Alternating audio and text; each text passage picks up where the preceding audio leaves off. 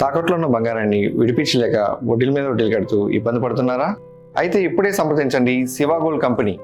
మీ నమ్మకానికి మా హామీ శివ గోల్డ్ కంపెనీ. రాష్ట్ర శాసనసభ మండలి వర్షాకాల సమావేశాలు నేటి నుంచి ప్రారంభం కానున్నాయి. సమావేశాల్లో రోజుకో కీలక అంశంపై చర్చించేందుకు ప్రభుత్వం సిద్దమవుతోంది. తొలి రోజు డిఎస్సి 2025పై మంత్రి లోకేష్ అసెంబ్లీ వేదికగా వాస్తవాలు బహిర్గతం చేయనున్నారు. ఎల్నినో ప్రభావం, సాగునీరు, తాగునీరు, వ్యవసాయంపైన ఇవాళ చర్చ జరగనుంది. స్థానిక సంస్థల్లో బీసీ రిజర్వేషన్ల బిల్లు ఈ సమావేశాల్లోనే ప్రవేశపెట్టేందుకు ప్రభుత్వం కసరత్తు ముమ్మరం చేసింది. అసెంబ్లీ వర్షాకాల సమావేశాల్లో భాగంగా ఇవాళ ఉదయం 9 గంటలకు శాసనసభ, 10 గంటలకు శాసనమండలి సమావేశం కానున్నాయి. ప్రశ్నోత్తరాల అనంతరం స్పీకర్ అయ్యన్న పాత్రుడు అధ్యక్షతన బీఎస్సీ సమావేశం నిర్వహించనున్నారు. సభ ఎన్ని రోజులు నిర్వహించాలి, ఏ అంశాలపై చర్చించాలి, ఎన్ని బిల్లులు ప్రవేశపెట్టారనే దానిపై బీఎస్సీలో నిర్ణయం తీసుకోనున్నారు. సభా సమయాలు, చర్చల అంశాలు, బిల్లులు ప్రవేశపెట్టడంపై బీఎస్సీలో తుది నిర్ణయం తీసుకోనున్నారు. ఎమ్మెల్యేల హాజరును సీట్లలో కూర్చున్నప్పుడే నమోదు చేసే సాంకేతిక విధానాన్ని ప్రయోగాత్మకంగా అమలు చేయనున్నారు. తొలి రోజు డిఎస్సి 2025పై మంత్రి నారా లోకేష్ వివరణ ఇవ్వనున్నారు. ఆ తర్వాత సాగునీరు, తాగునీరు, వ్యవసాయ రంగంపై ఎల్నినో ప్రభావంపై లఘు చర్చ జరగనుంది. విద్యుత్ పురపాలక చట్ట సవరణకు సంబంధించిన 2 బిల్లుల్ని కూడా ఇవాళ ప్రవేశపెట్టే అవకాశం ఉంది.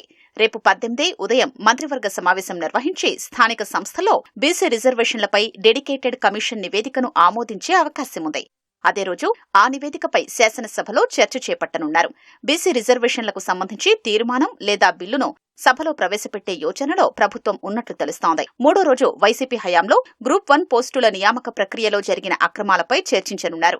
రాష్ట్రంలో శాంతి భద్రతల నిర్వహణకు ప్రభుత్వం తీసుకుంటున్న చర్యలపైనా చర్చ జరగనుంది. 4వ రోజు సూపర్ 6 పథకాల అమలు, రాష్ట్రానికి వచ్చిన పెట్టుబడులపై చర్చ జరిగే అవకాశం ఉంది. బీఎస్సీ మీటింగ్లో ఏ నిర్ణయం తీసుకున్నా దానికి అనుగుణంగా ఒక టైం ఫిక్స్ చేసుకొని ఆ టైం ప్రకారంగా ఈ 4 రోజుల్లో పెట్టాలని అనుకుంటున్నట్టు నాకు అనుకుంటున్నాం. ఎందుకంటే వరలక్ష్మి వ్రతం కూడా వస్తుంది 5th డే అయినప్పుడు. అంటే వాళ్ళకి మళ్ళీ ఆ రోజు సెలవు ఇవ్వాలి కాబట్టి ఈ 4 రోజుల్లోనే బిల్స్ అన్ని కూడా కంప్లీట్ చేసి ఈ అసెంబ్లీని విజయవంతంగా తీయడం కోసం అన్ని ఏర్పాట్లు చేస్తున్నాం. శాసనసభ సమావేశాలకు రాకూడదని ఇప్పటికే వైసీపీ నిర్ణయం తీసుకుంది. మండలికి మాత్రం ఆ పార్టీ ఎమ్మెల్సీలు హాజరు కానున్నారు. అయితే సభకు హాజరు కాకూడదని వైసీపీ ఎమ్మెల్యేలు తీసుకున్న నిర్ణయంపై స్పీకర్ అయ్యన్న పాత్రుడు అసంతృప్తి వ్యక్తం చేశారు. సభకు రాకుండా బయట సమావేశాలు, సభలు పెట్టి ప్రభుత్వాన్ని ప్రశ్నించడం సరికాదన్న సభాపతి అదేదో అసెంబ్లీకొచ్చి ప్రభుత్వాన్ని అడగాలని సూచించారు. అప్పుడే ప్రజల్లో విశ్వసనీయత ఉంటుందని స్పష్టం చేశారు. నేను చెప్తున్నాను, ఈవేళ అసెంబ్లీ అన్నది అన్ని పార్టీ వాళ్ళకి సమానమే, ఒక పార్టీకి 2 పార్టీలు కాదు. జగన్మోహన్ రెడ్డి గారు కానీ వాళ్ళ పార్టీ వాళ్ళు కానీ వీళ్ళు చూస్తున్నాం బయటనే మాట్లాడుతున్నారు మన ఎగ్జామ్స్ గురించి కానీ ఇవన్నీ కూడా. నేను బయట మాట్లాడడం ఎందుకండి, అసెంబ్లీకి వచ్చి మాట్లాడవచ్చు కదా.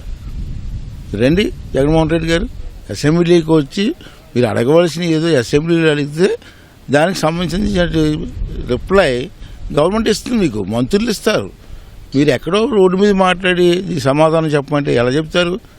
అసెంబ్లీ వేదిక ఉంది, మీరు ఎమ్మెల్యేలు 11 మంది ఎమ్మెల్యేలు ఉన్నారు.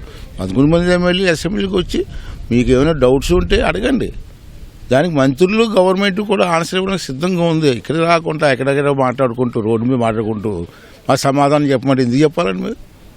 మీరు ఎమ్మెల్యేలు కదా, వచ్చి మాట్లాడే హక్కు మీకు ఉంది కదా, ఎందుకు రాలేకపోతారు అసెంబ్లీకి మీరు? నేడు శాసనసభ ప్రశ్నోత్తరాల్లో పలు కీలక అంశాలపై మంత్రులు సమాధానాలు ఇవ్వనున్నారు. అమరావతిలో మౌలిక సదుపాయాలు, నిర్మాణ కార్మికుల నమోదు, బీసీ సంక్షేమ వసతి గృహాల్లో సదుపాయాలు, కేంద్ర బడ్జెట్లో రాష్ట్రాలకు ప్రత్యేక గ్రాంట్ల నిలుపుదలపై సభ్యులు ప్రశ్నలు అడగనున్నారు. మండలిలోనూ ప్రశ్నోత్తరాల సమయంలో పలు కీలకాంశాలు చర్చకు రానున్నాయి. రేవుల ప్రైవేటీకరణ, జల్ జీవన్ మిషన్లో సాంకేతిక సమస్యలు, విద్యుత్ బస్సుల ప్రైవేటీకరణ, ఇళ్ల స్థలాల కోసం భూసేకరణలో అక్రమాలు వంటి కీలకమైన ప్రశ్నలు ఉన్నాయి.